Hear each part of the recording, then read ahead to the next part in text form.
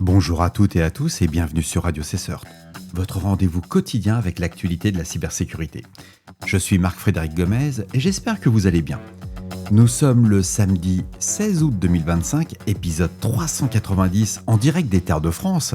Et au programme, une attaque revendiquée par le ransomware Warlock contre Colt Telecom et Orange, le rappel de Microsoft concernant la fin de vie de Windows 10 en octobre prochain, une vulnérabilité critique dans 2IS Web Deploy qui met en danger de nombreux serveurs, une campagne d'abus de Microsoft Teams exploitée pour obtenir des accès distants.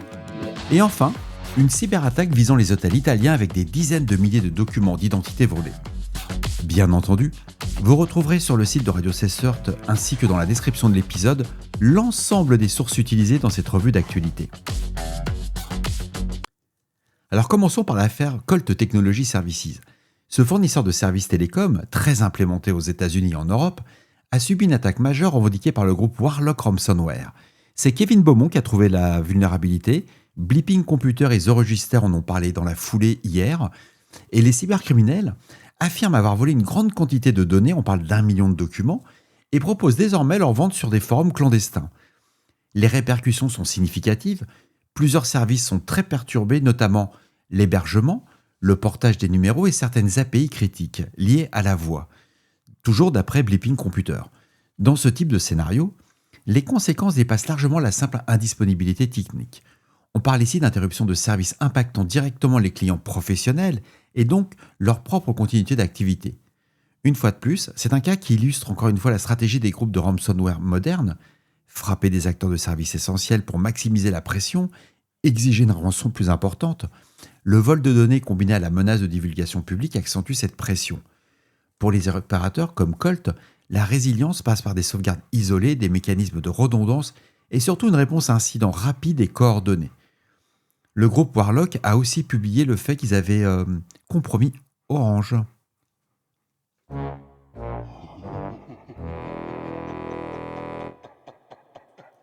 Alors je vous l'avais promis, on n'en est pas au premier article, on en aura encore d'autres. Quand on poursuit avec Microsoft, on voit que l'éditeur nous rappelle que le 14 octobre 2025, c'est juste le cas, on aurait oublié, ça marquera la fin officielle du support de Windows 10. Après cette date, il n'y aura plus de mise à jour de sécurité ni de correctifs exposant les systèmes qui resteront actifs à de fortes menaces. Pour atténuer ce risque, Microsoft propose un programme baptisé Extended Security Update, ou ESU. Ce dispositif prolonge la réception de correctifs critiques jusqu'à octobre 2026. L'accès à ce programme se fait par abonnement annuel, à hauteur de $30 par appareil. Microsoft propose aussi de faire des alternatives, utiliser des points de Microsoft Rewards pour en bénéficier gratuitement, ou activer la synchronisation des paramètres via OneDrive avec un compte Microsoft. En parallèle, l'entreprise garantit que certains composants stratégiques continueront à recevoir des mises à jour gratuites. C'est le cas du navigateur Microsoft Edge et de la technologie WebView 2, qui seront maintenus jusqu'en 2028. De même, les applications Office continueront d'être mises à jour au moins jusqu'à août 2026, mais uniquement pour les patchs de sécurité. Venons-en maintenant à une vulnérabilité préoccupante qui touche Microsoft 2IS Web Deploy. Cet outil est utilisé par les administrateurs pour déployer facilement des applications web et pousser des mises à jour sur leurs serveurs. Or, une faille découverte dans ce composant permet à un attaquant distant d'exécuter du code arbitraire sur la machine ciblée. Concrètement, cela signifie qu'un pirate peut à distance installer un web shell, exécuter des commandes système ou utiliser ce point d'entrée pour compromettre d'autres services de l'infrastructure. Une exploitation réussie ouvre la voie à une prise de contrôle complète du serveur, pouvant aller jusqu'à l'installation de backdoors ou la manipulation de bases de données hébergées.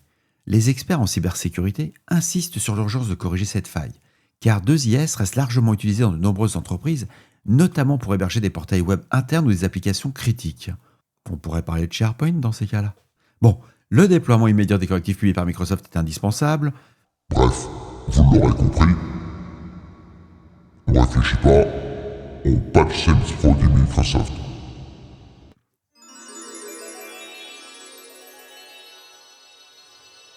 Nous restons dans l'univers de Microsoft avec une campagne d'attaque particulièrement rusée. Des cybercriminels utilisent Microsoft Teams pour se faire passer pour des équipes de support technique. Leur objectif ?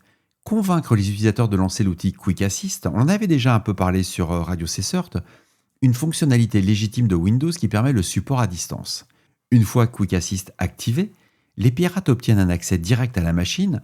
Dans plusieurs cas, Ils en profitent pour déployer le malware Matumbuchu 3.0 distribué avec des scripts PowerShell. Ils ont des noms, les mecs, mais ils sont furieux, quoi.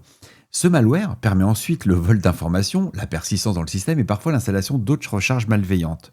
C'est une méthode qui combine l'ingénierie sociale et l'abus d'un outil de collaboration de confiance. Elle démontre à quel point les frontières entre le phishing classique et la compromission technique deviennent de plus en plus floues, et la défense repose avant tout sur la sensibilisation des utilisateurs. Il faut leur rappeler qu'aucun support légitime ne passe par une demande improvisée via Teams et que toute acquisition de Quick Assist doit être validée par la hiérarchie ou le service IT interne.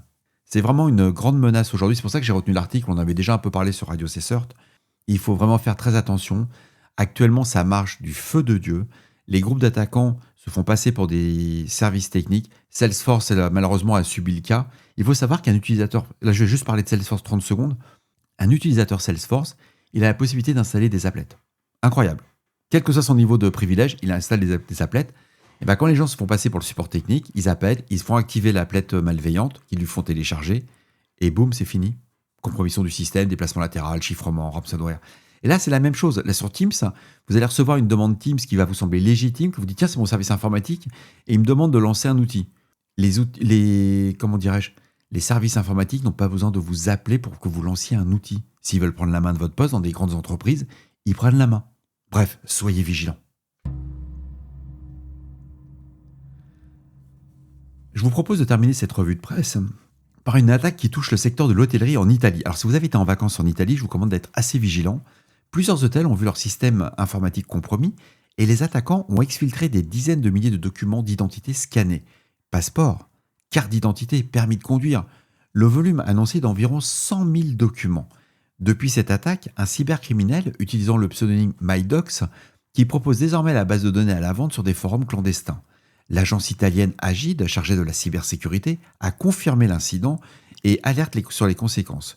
Pour les victimes, le risque, évidemment, il est majeur. Ces données peuvent être utilisées pour des usurpations d'identité, des ouvertures frauduleuses de comptes bancaires ou encore des opérations de blanchiment d'argent. Pour les hôtels concernés, l'impact est double. Perte de confiance des clients, risque juridique en matière de protection de données personnelles, et c'est un incident qui rappelle que le secteur de l'hôtellerie, souvent peu préparé à la cybersécurité, est une cible privilégiée pour les cybercriminels. Les établissements doivent investir dans la sécurisation de leur système de réservation, limiter la conservation des données sensibles et instaurer des mécanismes de chiffrement adaptés, ce qui dans le cas présent n'était pas le cas. Bref, à lire. Et voilà. Cet épisode de Radio CSERT du samedi 16 août 2025 touche à sa fin. J'espère qu'il vous apportera des informations claires et utiles.